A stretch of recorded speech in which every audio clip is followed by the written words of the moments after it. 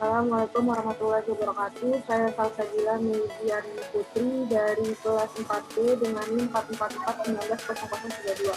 Pada kesempatan kali ini saya akan menjelaskan tentang analisis kadar air dengan metode NMR. Air merupakan struktur molekul air disusun oleh sebuah atom oksigen yang berikatan secara kovalen dengan dua atom hidrogen. Atom oksigen mempunyai muatan negatif dan atom hidrogen mempunyai muatan positif, menjadikan air bersifat seperti magnet yang mempunyai dua kutub. Kondisi ini menyebabkan air dapat ditarik oleh senyawa lain baik yang bermuatan positif atau bermuatan negatif. Molekul air yang satu dengan yang lain dapat bergabung melalui ikatan hidrogen yang dapat terbentuk melalui tarik-menarik antar kutub positif. Atom hidrogen molekul air yang satu dengan kutub negatif atom oksigen. Molekul air lain, satu molekul air dapat membentuk ikatan hidrogen dengan 4 molekul air lain. Bagian besar air dalam bahan pangan berada dalam bentuk terikat dengan komponen bahan pangan lainnya. Kadar air dalam bahan pangan sangat mempengaruhi kualitas dan daya simpan dari bahan pangan tersebut. Oleh karena itu, penentuan kadar air dari suatu bahan pangan sangat penting agar dalam proses pengolahan maupun pendistribusian mendapat penanganan yang tepat. Penentuan kadar air dalam bahan pangan dapat dilakukan dengan beberapa metode, yaitu metode pengeringan dengan oven biasa, metode destilasi, dan metode kimia. Dan metode khususnya itu contohnya ada kromatografi, nuklear magnetic resonance atau NMR. Nah, di sini ada tipe air dalam bahan pangan.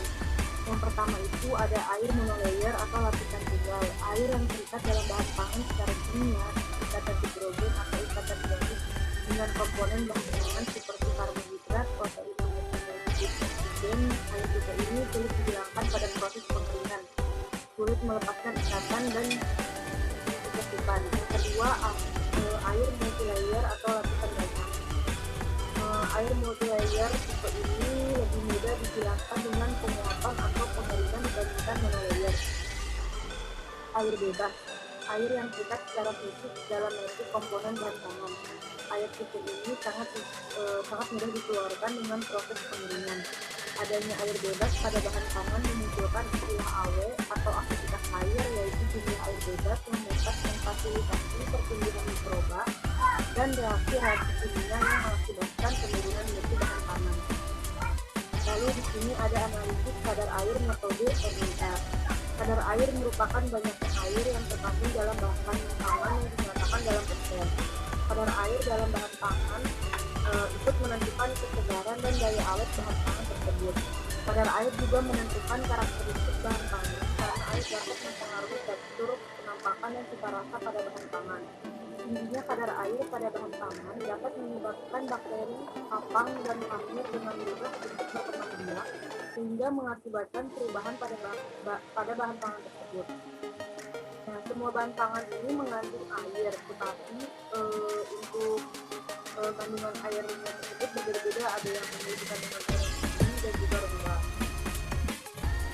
Spektrum NMR resolusi rendah dari air dan es menunjukkan bahwa proton terikat secara otomatis pada padatan dan proton air yang mulai bergerak dalam air dapat dikuantifikasi secara terpisah. Pendekatan ini dapat juga digunakan untuk menentukan jumlah air bebas dan air terikat dalam senyawa padat. Asal usul gejala resonansi magnetik nuklir atom tersebut dapat dikelompokkan sebagai mempunyai spin atau tidak mempunyai spin. Suatu inti spin akan menimbulkan medan magnetik nuklir yang diperkirakan suatu momen sebagai magnetik nuklir, suatu sektor dan spektroskopi. Suatu medan magnet luar diciptakan oleh suatu medan magnet takofida permanen atau suatu elektromagnet. Kuat medan magnet luar ini dilambangkan dengan KO. Nah, prinsip penentuan kadar air dengan metode NMR. Penentuan kadar air berdasarkan sifat fisik, sifat magnetik dari inti atom yang mampu menyerap energi.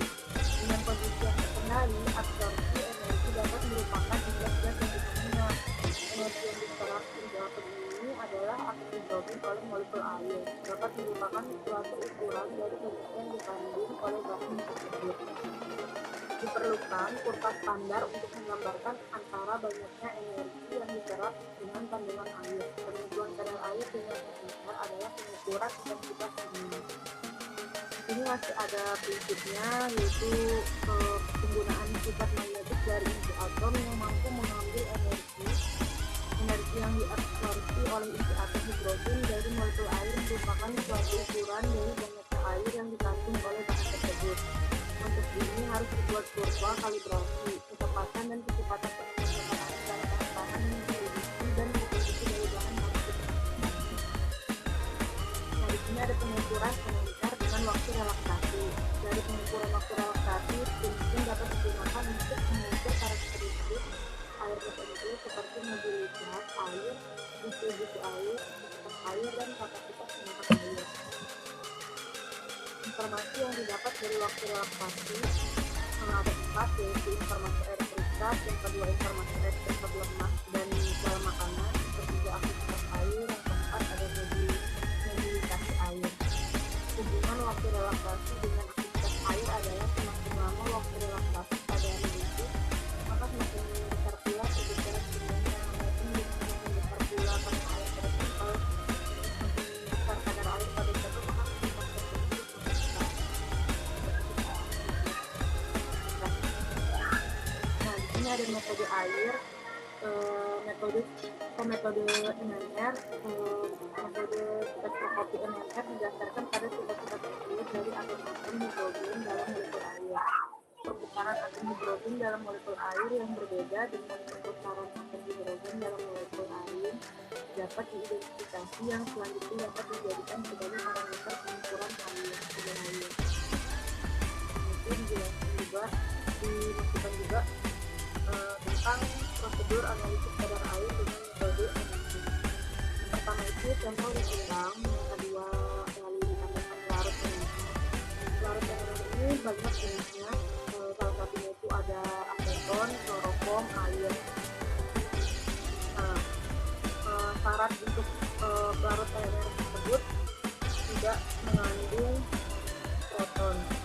Lalu disentrifugasi atau dilakukan campuran, terus diukur pH, dimasukkan ke dalam powder, lalu dimasukkan ke dalam cup, lalu diukur lagi, dan interpretasi spektrum.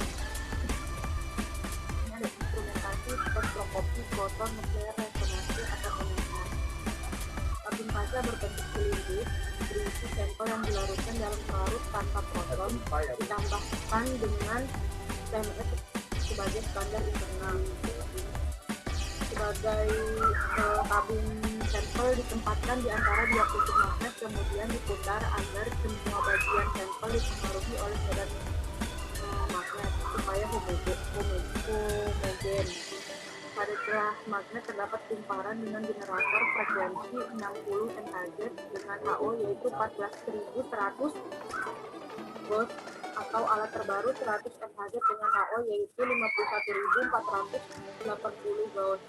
Kumparan ini akan memberikan tenaga elektromagnetik yang digunakan untuk merubah orientasi spin. Bila sampel menyerap radiasi, maka putaran akan menghasilkan sinyal frekuensi radio pada bidang kumparan detektor dan akan memberikan respon dan mencatatnya sebagai sinyal resonansi magnet ini berupa puncak. Di sini ada kelebihan dan kekurangan metode NMR. Kelebihannya yaitu pertama, metode ini dapat mengukur kadar air bahan pangan kisaran 5-100%. Yang kedua, analisis berlangsung cepat. Yang ketiga, tidak menggunakan suhu tinggi. Yang keempat, tidak destruktif. Yang kelima, dapat mengukur air terikat berbeda sifatnya dengan air bebas. Lalu di sini juga disebutkan kelemahannya. Pertama itu ada pengerjaannya mahal atau peralatannya yang mahal. Terus yang kedua ada cukup rumit. Yang ketiga tidak cocok untuk analisis bahan yang mengandung lemak atau minyak yang tinggi. Di sini dilampirkan juga contoh spektrum penentuan kadar air. Spektrum yang ditampilkan pada PPT ini merupakan spektrum dari atom hidrogen yang terdapat pada air. spektrum yang ditampilkan ini adalah spektrum yang dihasilkan pada kadar air sangat berbeda dengan spektrum hidrogen dari senyawa-senyawa lain seperti protein, lemak, atau karbohidrat. Nah, biasanya spektrum ini akan menghasilkan pergeseran kimia pada 3 sampai 4,8 ppm. Pergeseran kimia tersebut adalah bagian dari ppm dari frekuensi resonansi atom hidrogen.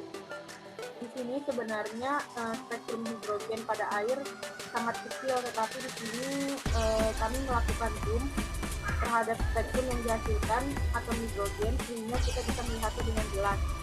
Nah, spektrum yang dihasilkan sebelah kanan itu mungkin bisa dari senyawa lain seperti atom hidrogen atau seperti atom hidrogen dari lemak atau karbohidrat. Nah, terakhir ada cara penentuan penyerapan energi atom hidrogen dengan pengukuran NMR. Membandingkan penyerapan energi pada panjang gelombang dengan air standar yang ditentukan dengan metode langsung persamaan linier Y sama dengan A plus BS. Persamaan linier ini bisa kita dapatkan dari spektrum yang dihasilkan dari pengukuran NMR. Spektrum tersebut akan memberikan informasi tentang penyerapan energi atom hidrogen. Nah, penyerapan ini memberikan informasi tentang pergeseran kimia, di mana pergeseran kimia ini akan kita bandingkan dengan kadar air. Semakin besar kadar air dari suatu sampel, maka pergeseran kimianya akan semakin besar. Persamaan ini bisa kita dapatkan dari informasi waktu relaksasi. Relaksasi itu sendiri merupakan waktu yang dibutuhkan untuk menganalisis sampel, di mana semakin lama waktu relaksasi, maka akan didapat kadar air yang banyak. Sekian dari saya, semoga bermanfaat. Assalamualaikum warahmatullahi wabarakatuh.